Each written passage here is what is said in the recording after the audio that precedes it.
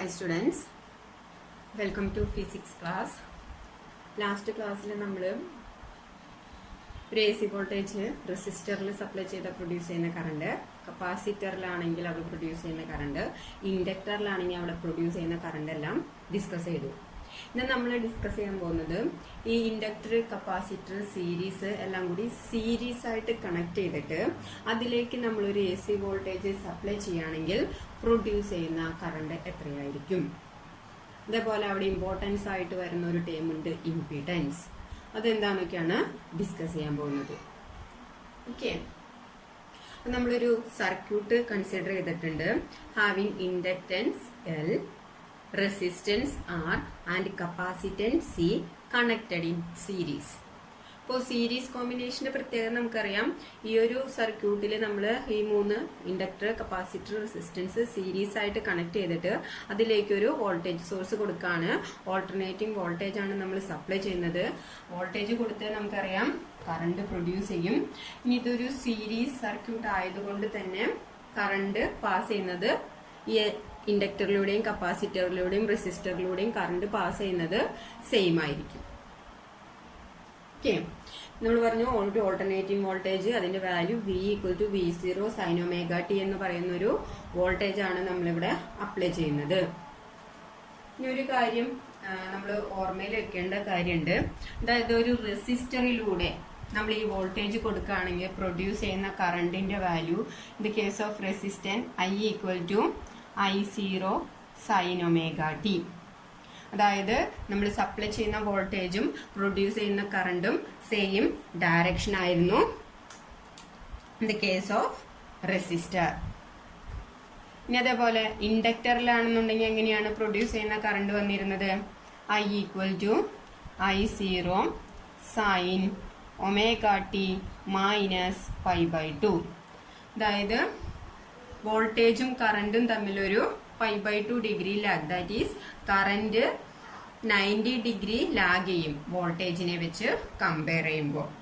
ഇനി അതേപോലെ in the case of capacitor നമ്മൾ ഡിസ്കസ് ചെയ്തു.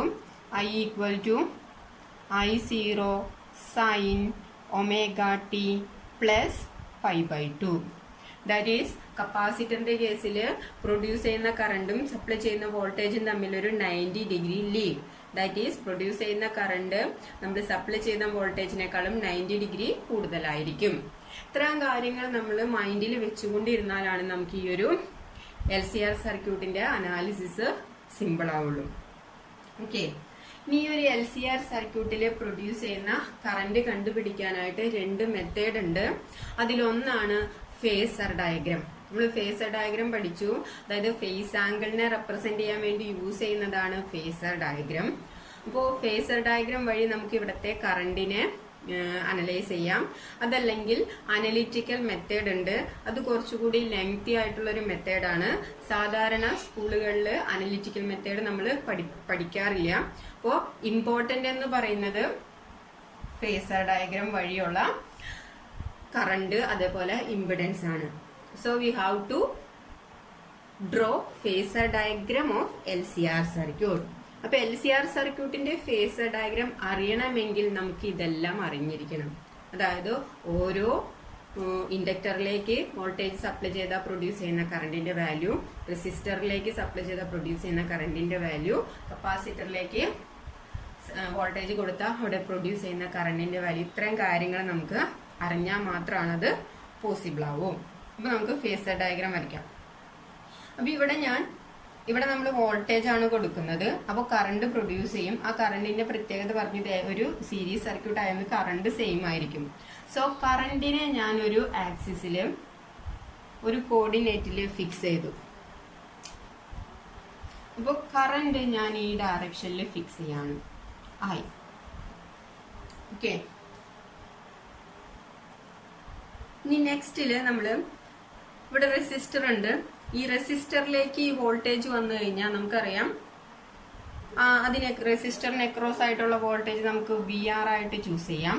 ഇനി ഈ കറന്റും ഈ റെസിസ്റ്ററിലുള്ള വോൾട്ടേജും തമ്മിൽ നമുക്കറിയാം സെയിം ഫേസ് ആണ്. അതായത് V = V0 sin ωt voltage supply ചെയ്താൽ പ്രൊഡ്യൂസ് ചെയ്യുന്ന കറന്റ് എന്ന് പറയുന്നത് I = I0 sin ωt. That means വോൾട്ടേജും കറന്റും സെയിം ഫേസ്. അപ്പൊ നമ്മൾ ഇവിടെ കറണ്ടിനെ ഫിക്സ് ചെയ്തു ഒരു ഡയറക്ഷനില്. ഇനി വോൾട്ടേജുകളാണ് നമ്മൾ മാറി മാറി നോക്കാൻ പോകുന്നത്. അത് ആദ്യം തന്നെ നമ്മൾ ക്ലിയർ ചെയ്യാം. കറണ്ടിനെ നമ്മൾ ഫിക്സ് ചെയ്ത് വെച്ചേക്കാണ്. ഇനി ഓരോന്നിലും വരുന്ന വോൾട്ടേജ് ആണ് നമ്മൾ ഡ്രോ ചെയ്യാൻ പോകുന്നത്. ഓക്കെ, അപ്പൊ ആദ്യം റെസിസ്റ്ററിന്റെ കേസില് വോൾട്ടേജും കറണ്ടും സെയിം ഫേസ്. അപ്പോൾ നമുക്ക് സെയിം ഡയറക്ഷനിൽ തന്നെ voltage across resistor VR, voltage across resistor. ഇനി നെക്സ്റ്റ് കേസ് ഇൻഡക്ടറിന്റെ കേസ് എടുക്കാം. ഇൻഡക്ടറിന്റെ പ്രത്യേകത എന്താ? V = V0 sin ωt voltage supply ചെയ്താൽ പ്രൊഡ്യൂസ് ചെയ്യുന്ന കറണ്ട് എന്ന് പറയുന്നത് I0 sin ωt -π/2. അതായത് വോൾട്ടേജും കറണ്ടും തമ്മിൽ ഒരു 90 ഡിഗ്രി ലാഗ് ഉണ്ട്. ഇവിടെ ലാഗ് ചെയ്യുന്നത് ആരാണ്? കറന്റ് ആണ്, വോൾട്ടേജ് അല്ല. അപ്പോ കറന്റ് ഒരു 90 ഡിഗ്രി കുറവാണ്. എന്തിനെ കമ്പയർ ചെയ്യുമ്പോൾ? വോൾട്ടേജിനെ കമ്പയർ ചെയ്യുമ്പോൾ. അപ്പോൾ വോൾട്ടേജ് കൂടുതലും കറന്റ് കുറവാണ് in the case of an inductor. അപ്പൊ നമുക്കറിയാം ഇവിടെ കറന്റിനെ നമ്മൾ ഫിക്സ് ചെയ്ത് വെച്ചേക്കാം. ഇതിനേലും 90 ഡിഗ്രിയില് കറന്റ് 90 ഡിഗ്രി കുറവ്, വോൾട്ടേജ് കൂടുതൽ. സോ നമ്മൾ ഇൻഡക്ടറിന് അക്രോസ് ഉള്ള വോൾട്ടേജ് വരയ്ക്കുമ്പോൾ ഒരു 90 ഡിഗ്രി ഡിഫറൻസ് ഉണ്ട് കറണ്ടും വോൾട്ടേജും തമ്മിൽ. അപ്പൊ നമ്മൾ റെപ്രസെന്റ് ചെയ്യുമ്പോൾ this is voltage across inductor. ഇത് കൺഫ്യൂഷൻ ആവരുത്, കാരണം നമ്മളിവിടെ I ആണ് ഫിക്സ് ചെയ്തതാണ്. അപ്പൊ ഇൻഡക്ടറിന്റെ കേസിൽ വോൾട്ടേജ് കൂടുതലും കറണ്ട് 90 ഡിഗ്രി കുറവാണ്. അപ്പോ കറണ്ട് കുറവ്, ഇത് നെക്സ്റ്റ് കോർഡിനേറ്റില്. ഓക്കെ, അപ്പോ ഇത് 90 ഡിഗ്രി. ഇപ്പൊ ഇവിടെ നോക്കുകയാണെങ്കിൽ വോൾട്ടേജ് കൂടുതൽ, കറണ്ട് 90 ഡിഗ്രി കുറവ്. ഓക്കെ, നമ്മൾ ഫേസർ ഡയഗ്രാം വരയ്ക്കുമ്പോൾ മുമ്പത്തെ കേസിൽ V ആണ് ഇങ്ങോട്ട് വരച്ചിട്ട് I ആണ് മാറ്റി വരയ്ക്കാറ്. ഇവിടെ I നമ്മൾ ഫിക്സ് ചെയ്ത് വെച്ചേക്കാണ്. അതാണ് ഇവിടുത്തെ ഒരു പ്രത്യേകത. അപ്പൊ ഇവിടെ I എന്ന് പറയുന്നത് ഇൻഡക്ടറിലൂടെയുള്ള വോൾട്ടേജിനേക്കാളും 90 ഡിഗ്രി കുറവാണ്. ഓക്കെ, ഇനി നമുക്ക് നെക്സ്റ്റ് കപ്പാസിറ്ററിന്റെ കേസ് എടുക്കാം. VC, അതായത് കപ്പാസിറ്ററിന് അക്രോസ് ആയിട്ടുള്ള വോൾട്ടേജ് നമുക്ക് VC ആയിട്ട് ചൂസ് ചെയ്യാം. അങ്ങനെയാണെങ്കിൽ നോക്കിയേ, V = V0 sin ωt കൊടുക്കുകയാണെങ്കിൽ നമുക്ക് പ്രൊഡ്യൂസ് ചെയ്യുന്ന current I = I0 sin ωt +π/2. അതായത് കറണ്ട് ഒരു 90 ഡിഗ്രി കൂടുതലാണ്, ഇവിടെ വോൾട്ടേജ് കുറവാണ്. അപ്പൊ വോൾട്ടേജ് കുറവെന്ന് പറയുമ്പോൾ ഇതിനെ ബാക്കിലേക്ക് എടുത്താൽ മതിയല്ലോ. അപ്പോൾ കറണ്ടിനേലും 90 ഡിഗ്രി കുറവാണ് voltage in the case of capacitor. Diagram clear ആയെന്ന് വിചാരിക്കുന്നു. ഇവിടെ നമ്മൾ I ആണ് ഫിക്സ് ചെയ്ത് വെച്ചേണ്. റെസിസ്റ്ററിന്റെ കേസിൽ വോൾട്ടേജും കറണ്ടും സെയിം ഡയറക്ഷൻ. ഇൻഡക്ടറിന്റെ കേസിൽ കറണ്ട് വോൾട്ടേജിനേക്കാൾ 90 ഡിഗ്രി കുറവ്, ദാറ്റ് മീൻസ് വോൾട്ടേജ് 90 ഡിഗ്രി കൂടുതലാണ്. ഇനി കപ്പാസിറ്ററിന്റെ കേസിൽ കറണ്ട് 90 ഡിഗ്രി കൂടുതൽ, അപ്പോൾ കറണ്ട് ഇവിടെ 90 ഡിഗ്രി അതിനേക്കാളും കുറവാണ് വോൾട്ടേജ്. ക്ലിയർ? ഇത്തരം കാര്യങ്ങളാണ് ആദ്യം നമ്മൾ ശ്രദ്ധിക്കേണ്ടത്. ഇനി നമുക്കറിയാം ഇവിടെ നമുക്ക് 3 വെക്ടറുകൾ കിട്ടി. അത് മൂന്ന് ഡയറക്ഷനിലാണ്. ഇനി ഇതിന്റെ റിസൾട്ടന്റ് എങ്ങനെ കണ്ടുപിടിക്കും? ഇപ്പൊ നമ്മൾ 3ലൂടെയും പാസ് ചെയ്യുന്ന വോൾട്ടേജ് ആണ് നമ്മൾ ഈ ഡയഗ്രാം വെച്ച് റെപ്രസെന്റ് ചെയ്തതാണ്. ഇനി എങ്ങനെയാണ് നമ്മൾ ഈ സർക്യൂട്ടിലെ റിസൾട്ടന്റ് വോൾട്ടേജ് കാൽക്കുലേറ്റ് ചെയ്യാം? അപ്പൊ നമുക്കറിയാം ഏതെങ്കിലും 2 വെക്ടറുകൾ എടുത്തിട്ട് നമ്മൾ ആദ്യം റിസൾട്ടന്റ് കണ്ടുപിടിക്കും. എന്നിട്ട് ആ റിസൾട്ടന്റ് വെക്ടറുമായിട്ട് മൂന്നാമത്തെ വെക്ടറിനെ നമ്മൾ നോക്കിയിട്ട് റിസൾട്ടന്റ് കണ്ടുപിടിക്കാം. അപ്പൊ ഇവിടെ നോക്കുകയാണെങ്കിൽ ഇപ്പോ ഇത് VL, വോൾട്ടേജ് അക്രോസ് ഇൻഡക്ടർ. അടുത്തത് വോൾട്ടേജ് അക്രോസ് കപ്പാസിറ്റർ. ഇത് രണ്ടും ഓപ്പോസിറ്റ് ഡയറക്ഷൻ ആണ്. അപ്പൊ ഇങ്ങനെ 2 വെക്ടറുകൾ ഓപ്പോസിറ്റ് ഡയറക്ഷൻ വന്നു കഴിഞ്ഞാൽ ഇവിടത്തെ റിസൾട്ടന്റ് കാൽക്കുലേറ്റ് ചെയ്യാൻ നമ്മൾ ഫസ്റ്റ് ഇയറിൽ പഠിച്ചിട്ടുണ്ട്, വലുതിൽ നിന്ന് ചെറുത് കുറയ്ക്കാൻ. അപ്പൊ ഇവിടെ നമ്മളൊരു കണ്ടീഷൻ കൊണ്ടുവരികയാണ്, ഇഫ് VL > VC. അതായത് കപ്പാസിറ്ററിൽ കൂടെയുള്ള വോൾട്ടേജിനേക്കാളും കൂടുതലാണ് ഇൻഡക്ടറിലൂടെയുള്ള വോൾട്ടേജ്. അങ്ങനെ ഒരു കണ്ടീഷൻ കൊണ്ടുവരാണ്. ഇനി നേരെ തിരിഞ്ഞു പോയാലും പ്രശ്നമൊന്നുമില്ല, ഏതെങ്കിലും ഒരു കണ്ടീഷൻ നമ്മൾ ചൂസ് ചെയ്യണം മാത്രം. അപ്പൊ ഇവിടെ നമ്മൾ ചൂസ് ചെയ്യുന്ന condition VL greater than VC. അപ്പോ ഈ രണ്ട് വെക്ടറുകളുടെ റിസൾട്ടന്റ് എന്ത് വരും? VL മൈനസ് VC എന്ന് കിട്ടി. ഇനി ഇതിന്റെ ഡയറക്ഷൻ, അപ്പൊ മാഗ്നിറ്റ്യൂഡ് കിട്ടി. ഈ രണ്ട് വെക്ടറുകളുടെ മാഗ്നിറ്റ്യൂഡ് എന്ന് പറയുന്നത് VL മൈനസ് VC. ഇനി ഡയറക്ഷൻ പറയുമ്പോൾ നമുക്കറിയാം, രണ്ട് ഓപ്പോസിറ്റ് വെക്ടറുകൾ വന്നാൽ വലുതിൽ നിന്ന് ചെറുത് കുറച്ച് വലുതിന്റെ ഡയറക്ഷൻ. അപ്പൊ നമുക്കറിയാം ഇതിന്റെ ഡയറക്ഷൻ, ഈ റിസൾട്ടന്റ് വെക്ടറിന്റെ ഡയറക്ഷൻ വലുതിന്റെ ഡയറക്ഷൻ ആയിരിക്കും. ഓക്കെ, അപ്പൊ നമുക്ക് ഈ രണ്ട് VLന്റെയും VCയുടെയും റിസൾട്ടന്റ് എന്ന് പറയുന്നത് ഈ ഡയറക്ഷനിൽ കിട്ടും. That is VL minus VC. Clear? നമുക്കിവിടെ ഓരോ പോയിന്റുകൾ റെപ്രസെന്റ് ചെയ്യാം. ഈ സെന്റർ നമുക്ക് O എന്ന് മാർക്ക് ചെയ്യാം. അതേപോലെ ഇത് A എന്ന് കൊടുക്കാം, ഇത് നമുക്ക് B എന്ന് കൊടുക്കാം. ഓക്കെ, ഇനി ഇതിന് നമുക്ക് C എന്ന് കൊടുക്കാം. അപ്പൊ ഈ രണ്ട് വെക്ടറിന്റെ റിസൾട്ടന്റ് കിട്ടി. അപ്പൊ ഇതിന്റെ ഇപ്പൊ നമുക്ക് ഇപ്പൊ കിട്ടിയ റിസൾട്ടന്റ് വെക്ടർ എന്ന് പറഞ്ഞു കഴിഞ്ഞാൽ ഇതാണ്. ഇത് VL മൈനസ് VC. പിന്നെ ഇവിടെ ഉള്ളത് വോൾട്ടേജ് അക്രോസ് റെസിസ്റ്റന്റ് VR. ഇനി ഇങ്ങനെ രണ്ട് വെക്ടറുകൾ കിട്ടി അതിന്റെ റിസൾട്ടന്റ് കാണാൻ നമുക്കറിയാം, ഇങ്ങനെയാണ് നമ്മൾ പഠിച്ചാണ്, ശരിയല്ലേ? അപ്പൊ ഈ ഒരു രണ്ട്, അതായത് ഈ ഒരു വെക്ടറിന്റെയും ഈ ഒരു വെക്ടറിന്റെയും റിസൾട്ടന്റ് എന്ന് പറയുന്നത് എങ്ങനെയായിരിക്കും? ഇതായിരിക്കും നമ്മുടെ ഫൈനൽ വോൾട്ടേജ് അല്ലെങ്കിൽ റിസൾട്ടന്റ് വോൾട്ടേജ് V എന്ന് പറയുന്നത്. ക്ലിയർ? പിന്നെ നമുക്ക് E എന്ന് മാർക്ക് ചെയ്യാം. പോയിന്റ് ആണ് ഈ പോയിന്റ് E എന്ന് എടുക്കാം. സോ ഇത്ര ഉള്ളൂ ഫേസർ ഡയഗ്രാം. ഇതിൽ നോട്ട് ചെയ്യേണ്ട കാര്യം ഇത്ര ഉള്ളൂ. മൂന്നിലൂടെയും ഉള്ള കറസ്പോണ്ടിങ് ആയിട്ടുള്ള വോൾട്ടേജുകൾ റെപ്രസെന്റ് ചെയ്യാം. അതിനുശേഷം റിസൾട്ടന്റ് വോൾട്ടേജ് കിട്ടി. അപ്പൊ ഇതായിരുന്നു നമ്മളുടെ കറണ്ട്. ആ കറണ്ട് ഈ റിസൾട്ടന്റ് വോൾട്ടേജും തമ്മിലൊരു ഫേസ് ആംഗിൾ ഉണ്ട്, അത് എത്രയാണെന്ന് നമുക്ക് അറിയില്ല. അപ്പൊ നമുക്കതിനെ ഫൈ ആയിട്ട് ചൂസ് ചെയ്യാം. ക്ലിയർ? എത്രയോ, അതായത് ഈ ഫൈനൽ വോൾട്ടേജും അല്ലെങ്കിൽ റിസൾട്ടന്റ് വോൾട്ടേജും കറന്റും തമ്മിലൊരു ഫേസ് ഡിഫറൻസ് ഉണ്ട്. അപ്പൊ ഈ ഫേസർ ഡയഗ്രത്തിൽ നിന്ന് തന്നെ നമുക്ക് നെക്സ്റ്റ് സ്റ്റെപ്പ് I കാൽക്കുലേറ്റ് ചെയ്ത് എഴുതാം. എങ്ങനെയാണ്? V = V0 sin ωt ആണ് റിസൾട്ടന്റ് വോൾട്ടേജ് എങ്കിൽ അതിന്റെ കൂടെ ഒരു ഡിഫറൻസ് ഉണ്ട്. അത് പ്ലസ് ആവാം മൈനസ് ആവാം, അത് ഏതായാലും കുഴപ്പമില്ല. അപ്പൊ ഇവിടെ നിന്ന് തന്നെ കറണ്ട് എന്ന് പറയുന്നത് I = എന്ത് വരും? I0 sin ωtയുടെ കൂടെ ഒരു ഡിഫറൻസും കൂടി ഉണ്ട്. That is plus or minus എന്ന് എഴുതാം. ഇതായിരിക്കും LCR സർക്യൂട്ടിന്റെ കേസിൽ നമ്മൾ സപ്ലൈ ചെയ്ത വോൾട്ടേജും പ്രൊഡ്യൂസ് ചെയ്യുന്ന കറന്റും.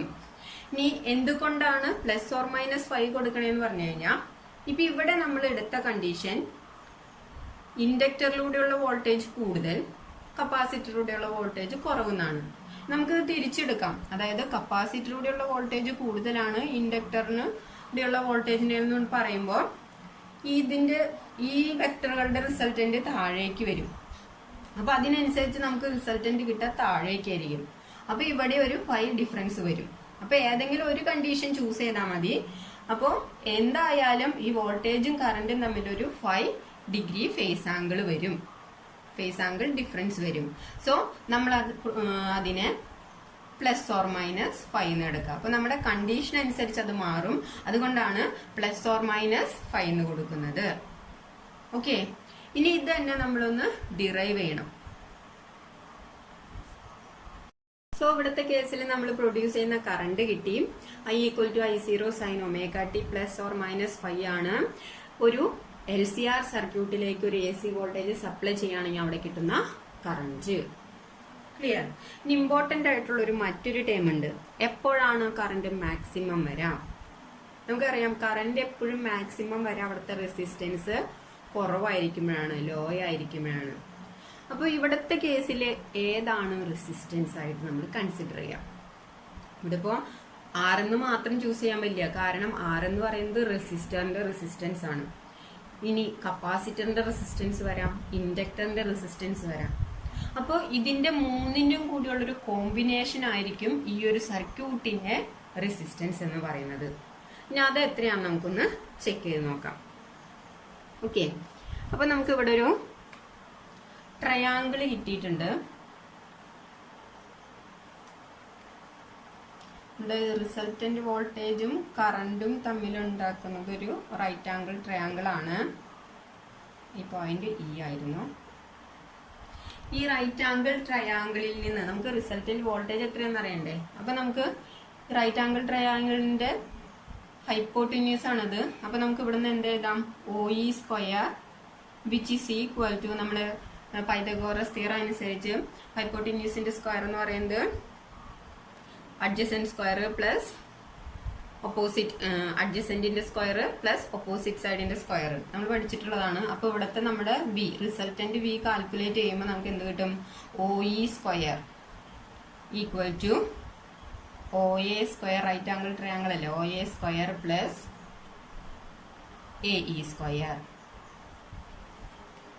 ഇനി O തൊട്ട് E വരെയുള്ള എന്ന് പറഞ്ഞാൽ നമ്മുടെ റിസൾട്ടന്റ് വോൾട്ടേജ് ആണ്. അപ്പൊ നമുക്ക് അതിന് V സ്ക്വയറിന് എഴുതാം, which is equal to OA എന്ന് പറഞ്ഞാൽ എന്താണ്?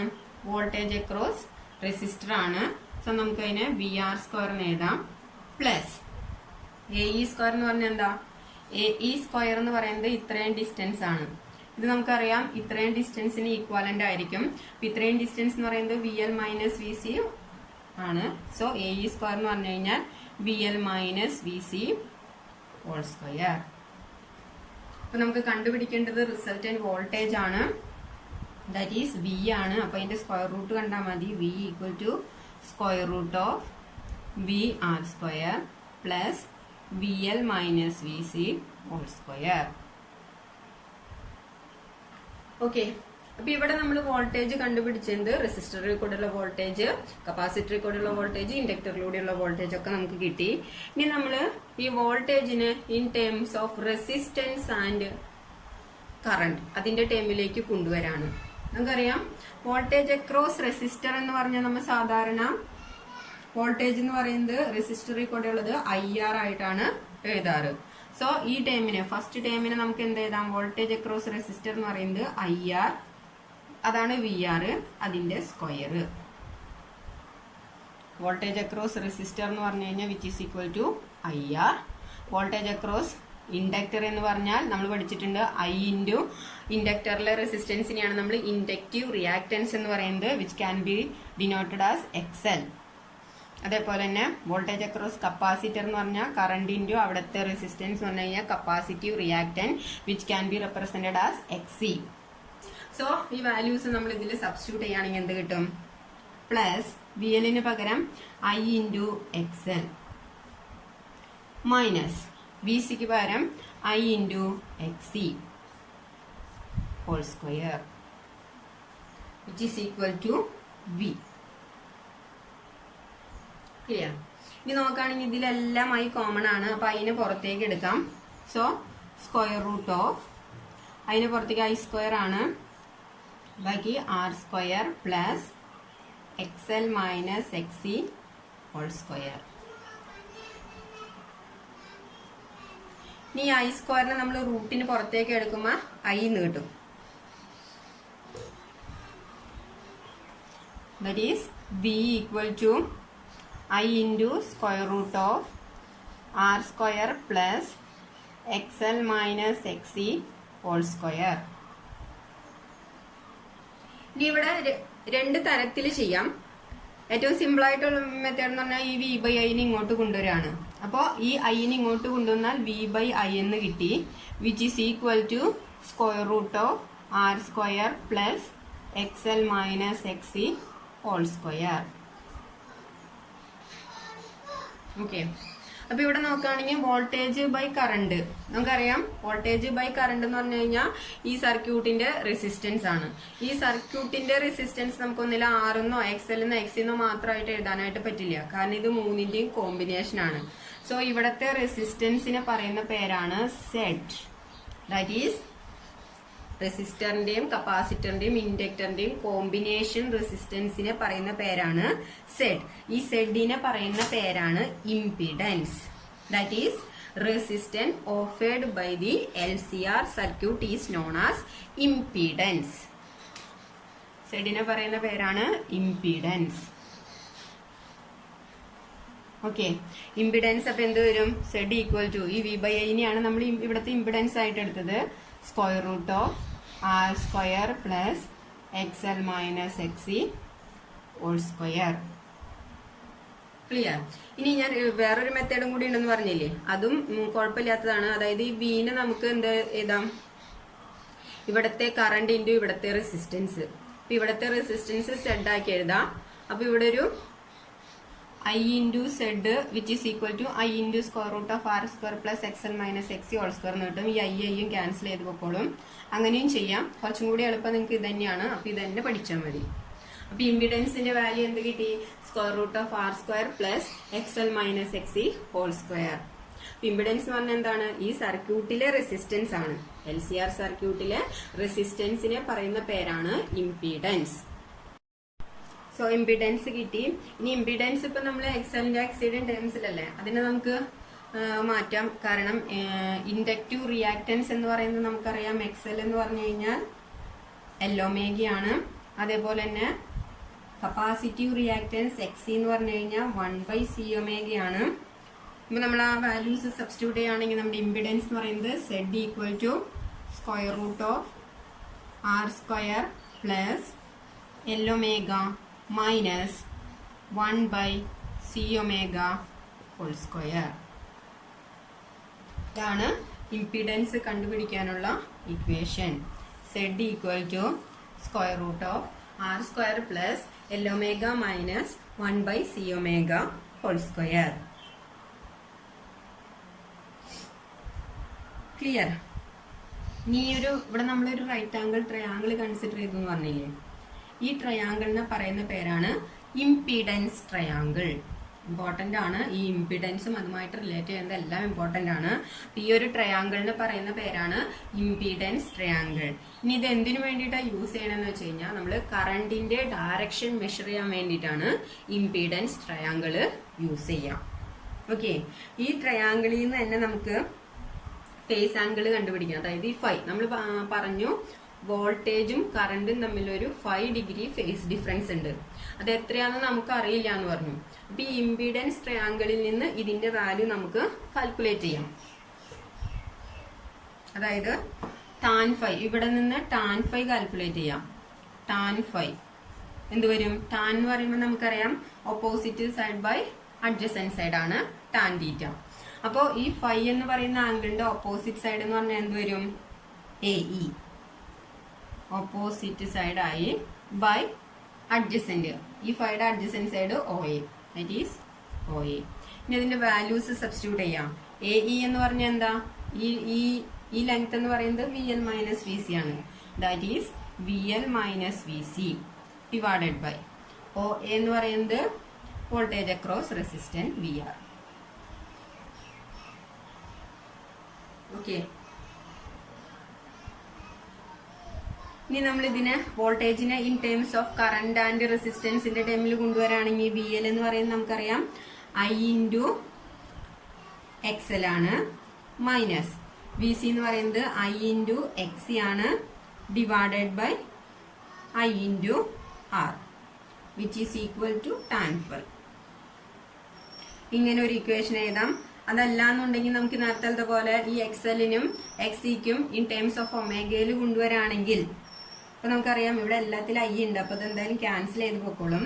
ബാക്കി വരാം XL minus XC divided by R എന്ന് വരും. ഈ XLനെ നമുക്ക് L-ഒമേഗ എന്ന് റെപ്രസെന്റ് ചെയ്യാം.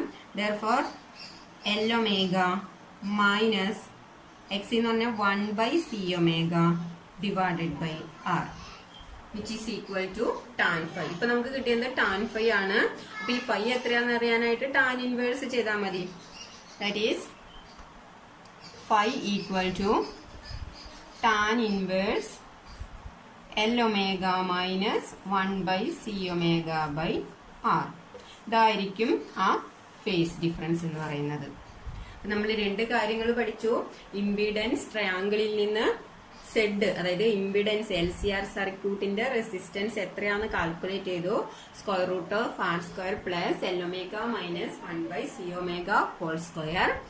ആൻഡ് ആ ഫേസ് ഡിഫറൻസ് എന്ന് പറയുന്നത് tan inverse L omega minus 1/c⍵/r. അപ്പൊ ഇത്രയും കാര്യങ്ങള് നമുക്ക് കിട്ടി. അപ്പൊ ഈ ഒരു LCR സർക്യൂട്ട് ചോദിച്ചു കഴിഞ്ഞാൽ ഇത്രയും കാര്യങ്ങൾ എഴുതണം. ഇതിനോടൊപ്പം തന്നെ ഇതിന്റെ ഗ്രാഫും കൂടി ഉണ്ട്, അത് നമുക്ക് നോക്കാം. സോ നമ്മൾ പഠിച്ച 2 കാര്യങ്ങൾ ഞാൻ ഇവിടെ എടുത്തെഴുതിയിട്ടുണ്ട്.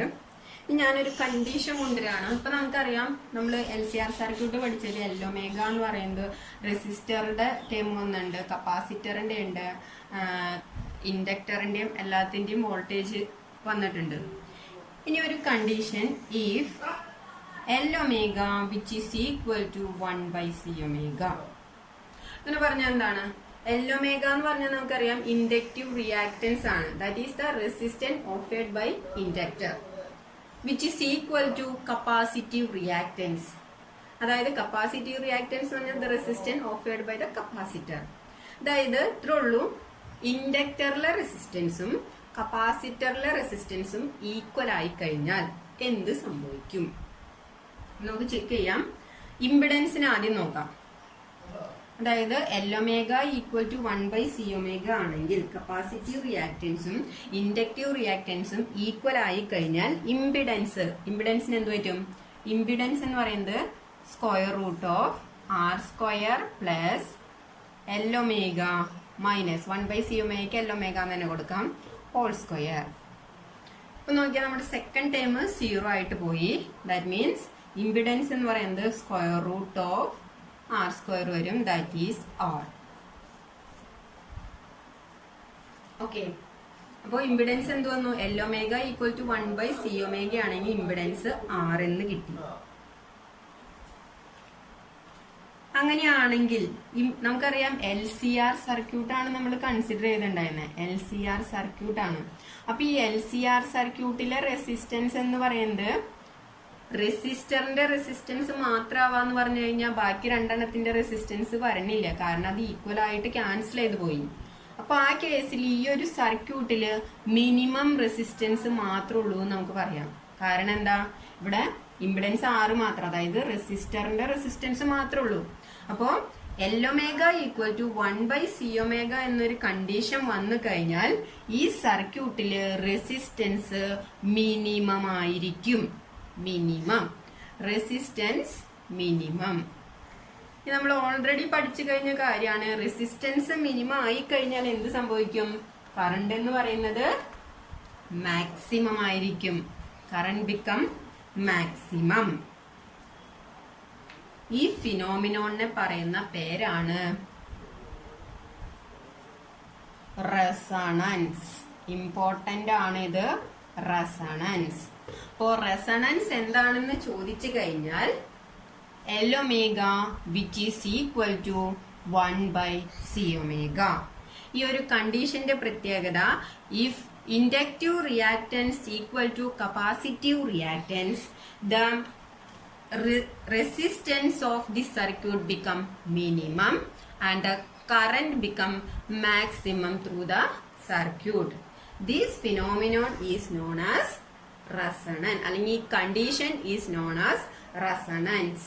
അപ്പൊ എന്താണ് റെസണൻസ് കണ്ടീഷൻ എന്ന് ചോദിച്ചു കഴിഞ്ഞാൽ ഈ ഒരു ടേം എഴുതിയാൽ മതി. L omega which is equal to 1/c⍵. That means inductive reactance equal to capacitive reactance. അങ്ങനെ ആയിക്കഴിഞ്ഞുള്ള പ്രത്യേകത, സർക്യൂട്ടില് ഇംപിഡൻസ് മിനിമം ആയിരിക്കും, കറണ്ട് മാക്സിമം ആയിരിക്കും. ഇത് ഇമ്പോർട്ടന്റ് ആണ്, എല്ലാ എക്സാമിനും ചോദിക്കുന്നതാണ്. അങ്ങനെയാണെങ്കിൽ റെസണന്റ് ഫ്രീക്വൻസി എത്രയായിരിക്കും? റെസണന്റ് ഫ്രീക്വൻസി എന്ന് പറഞ്ഞാൽ എന്താണ്? നമുക്കറിയാം, നമ്മൾ ഒരു സിഗ്നൽ അപ്ലൈ ചെയ്ത് കഴിഞ്ഞാൽ ആ സിഗ്നലിനൊരു ഫ്രീക്വൻസി ഉണ്ടായിരിക്കും. അപ്പൊ അങ്ങനെയാണെങ്കിൽ ഒരു LCR സർക്യൂട്ടിൽ നമ്മളൊരു സിഗ്നൽ കൊടുത്തു. ആ സിഗ്നൽ കൊണ്ട് ആ LCR സർക്യൂട്ടിന്റെ ഇമ്പിഡൻസ് മിനിമം വന്നു, കറണ്ട് മാക്സിമം വന്നു. അങ്ങനെയാണെങ്കിൽ ആ സിഗ്നലിന്റെ ഫ്രീക്വൻസി എത്രയായിരിക്കോ അതായിരിക്കും resonant frequency. Clear? The frequency of the applied signal at which the impedance of LCR circuit is minimum. ഒരു LCR സർക്യൂട്ടില് മിനിമം ഇംപിഡൻസ് വരുന്നത് എപ്പോഴും റെസണൻസ് കണ്ടീഷനിലായിരിക്കും. അത് ആദ്യം ക്ലിയർ ചെയ്യാം. ഒരു LCR സർക്യൂട്ടില് ഇംപിഡൻസ് മിനിമം ആകുന്നത് റെസണൻസ് കണ്ടീഷനിലായിരിക്കും. അങ്ങനെ ആവണമെങ്കിൽ അപ്ലൈ ചെയ്യേണ്ട ഫ്രീക്വൻസിനെയാണ് നമ്മൾ അവിടുത്തെ റെസണന്റ് ഫ്രീക്വൻസി എന്ന് പറയാം. അങ്ങനെയാണെങ്കിൽ റെസണന്റ് ഫ്രീക്വൻസി എത്രയാണെന്ന് നമുക്ക് ഈ കണ്ടീഷനിൽ നിന്ന് തന്നെ കാൽക്കുലേറ്റ് ചെയ്യാം. അതായത് റെസണൻസ് കണ്ടീഷൻ എന്ന് പറയുന്നത് L omega which is equal to 1/C omega ആണ്. ഇതില് ഒമേഗയുടെ ടേമിനെയൊക്കെ ഒരുമിച്ച് കൊണ്ടുവരാം. അപ്പൊ ഈ ഒമേഗ ഇങ്ങോട്ട് വരുമ്പോ ഒമേഗ ഇൻറ്റു ഒമേഗ വരും. That is omega square which is equal to 1/, ഈ എല്ലിനെ ഇങ്ങോട്ട് കൊണ്ടുവരാം. ഡിവിഷൻ വന്നു C. അങ്ങനെയാണെങ്കിൽ ഒമേഗ എന്ത് വന്നു? Which is equal to square root of 1/LC. ഈ ഒമേഗ ഫ്രീക്വൻസിയുടെ ടൈമിൽ എഴുതുമ്പോൾ നമുക്കറിയാം ഒമേഗ ഈക്വൽ ടു 2πf ആണ്, which is equal to 1/√LC. ഇതിൽ നിന്ന് ഫ്രീക്വൻസി എന്ത് വരും? F equal to 1/2π into root of LC. ഈ ഒരു ഫ്രീക്വൻസിനെ പറയുന്ന പേരാണ് റെസണൻസ് ഫ്രീക്വൻസി. ഇപ്പൊ റെസണൻസ് ഫ്രീക്വൻസി എന്ന് പറയുന്നത് റെസണൻസ് കണ്ടീഷൻ കിട്ടിക്കഴിഞ്ഞാൽ എളുപ്പമാണ്. റെസണൻസ് കണ്ടീഷൻ എന്ന് പറയുന്നത് L omega which is equal to 1/C omega ആണ്. അങ്ങനെയാണെങ്കിൽ ഒരു LCR സർക്യൂട്ടില് മിനിമം ഇംപിഡൻസ് കിട്ടാനും മാക്സിമം കറണ്ട് കിട്ടാനും അപ്ലൈ ചെയ്യേണ്ട ഫ്രീക്വൻസിനെയാണ് നമ്മൾ അവിടുത്തെ റെസണന്റ് ഫ്രീക്വൻസി എന്ന് പറയുന്നത്. Which is equal to F equal to 1/2π√LC. Question problem ഒക്കെ ചോദിക്കാറുള്ളതാണ് ഈ റെസണന്റ് ഫ്രീക്വൻസി കാൽക്കുലേറ്റ് ചെയ്യാൻ. ഇതും ഒന്ന് നോട്ട് ചെയ്യാം. സോ നമ്മൾ ഇംപിഡൻസ് പഠിച്ചു, റെസണൻസ് പഠിച്ചു. ആ റെസണൻസ് കണ്ടീഷന്റെ പ്രത്യേകത നമ്മൾ പറഞ്ഞു ഇംപിഡൻസ് മിനിമം ആയിരിക്കും എന്ന് പറഞ്ഞു. അപ്പോൾ നമ്മൾ ഒരു കാര്യം കൂടി നോട്ട് ചെയ്യാണ്. Impedance at resonance. റെസണൻസിൽ ഇംപിഡൻസ് ചോദിച്ചു കഴിഞ്ഞാൽ സെഡ് ആണ് impedance which is equal to R ആയിരിക്കും. ഏത് കണ്ടീഷനില്? റെസണൻസ് കണ്ടീഷനില്. അങ്ങനെയാണെങ്കിൽ ഇനി റെസണൻസ് കണ്ടീഷനിൽ തന്നെ ഫേസ് ആംഗിൾ എത്ര വരും നോക്കിയേ. അപ്പോൾ റെസണൻസ് കണ്ടീഷൻ ആലോചിക്കുക. റെസണൻസ് കണ്ടീഷൻ എന്ന് പറയുന്നത് L omega which is equal to 1/C omega ആണ് റെസണൻസ് കണ്ടീഷൻ. അങ്ങനെയാണെങ്കിൽ ഫേസ് ആംഗിൾ എത്ര വരും നോക്കിയേ. ഈ ഒരു time L omega minus 1/C omega എന്ന് പറയുന്നത് L omega equal to 1/C omega ആകുമ്പോൾ മുകളിലെ ടൈം 0 പോകും, divided by R. That means resonance കണ്ടീഷനില് ഫേസ് ആംഗിൾ എത്ര വരും? tan phi എന്ന് പറയുന്നത് 0 വരും. That is phi equal to 0. അപ്പോൾ രണ്ട് കാര്യങ്ങൾ കിട്ടി. റെസണൻസ് കണ്ടീഷനില് impedance minimum that is R, phase angle 0 ആയിരിക്കും. ഇനി അതേപോലെ തന്നെ കറന്റും കൂടി ഒന്ന് കാൽക്കുലേറ്റ് ചെയ്യാം. കറന്റ് എത്രയായിരിക്കും? നമ്മൾ ഓൾറെഡി കറന്റിന്റെ ഇക്വേഷൻ പഠിച്ചതാണ്. I equal to I0 sine omega T plus or minus phi ആണ് LCR സർക്യൂട്ടിലെ കറണ്ട്. ഫൈ 0 ആണെങ്കിൽ കറണ്ട് എന്തായിരിക്കും? I equal to I0 sine omega T which is the maximum current passing through the LCR circuit. അപ്പൊ ഈ മൂന്ന് കാര്യങ്ങളൊന്ന് ആലോചിക്കുക. Resonance കണ്ടീഷനിൽ ഇംപിഡൻസ് മിനിമം ആയിരിക്കും, ഫേസ് ആംഗിൾ 0 ആയിരിക്കും, current I equal to I0 sine omega T that is maximum current. ഇതിന്റെ കൂടെ ഒരു കാര്യം കൂടി, ഗ്രാഫ് കൂടി ഒന്ന് നോട്ട് ചെയ്യാം. അതായത് കറന്റും ഒമേഗയും തമ്മിലുള്ള ഗ്രാഫ്. LCR സർക്യൂട്ടില് കറണ്ട് നമ്മൾ Y ആക്സിൽ എടുക്കാം, ഒമേഗ ആയിരിക്കും നമ്മൾ X ആക്സിൽ എടുക്കാം. അങ്ങനെയാണ് ഈ കിട്ടുന്ന ഗ്രാഫ് എന്ന് പറയുന്നത് ഈ ഷേപ്പ് ആയിരിക്കും. അതുകൂടി ഒന്ന് നോട്ട് ചെയ്യാം. ഇവിടെ ആയിരിക്കും മാക്സിമം കറണ്ട് കിട്ടുക. ഈ മാക്സിമം കറണ്ട് കിട്ടുന്ന ഈ ഫ്രീക്വൻസിനെ നമ്മൾ പറയുന്ന പേരാണ്, ഇതിന് നമുക്ക് I0 എന്ന് കൊടുക്കാം. ഈ മാക്സിമം കറണ്ട് കിട്ടുന്ന ഫ്രീക്വൻസിനെ നമ്മൾ ω0 എന്ന് റെപ്രസെന്റ് ചെയ്യും, which is the resonance frequency. ഇതറിയാം, റെസണൻസ് കണ്ടീഷനിലാണ് മാക്സിമം കറണ്ട്, അതുകൊണ്ട് തന്നെ ആ ഫ്രീക്വൻസിനെ നമുക്ക് റെസണൻസ് ഫ്രീക്വൻസി എന്ന് കൺസിഡർ ചെയ്യാം. അപ്പൊ ഇത്രയും കാര്യങ്ങളാണ് ഒരു LCR സർക്യൂട്ട് ചോദിച്ചു കഴിഞ്ഞാൽ എഴുതേണ്ടത്. ഓക്കെ.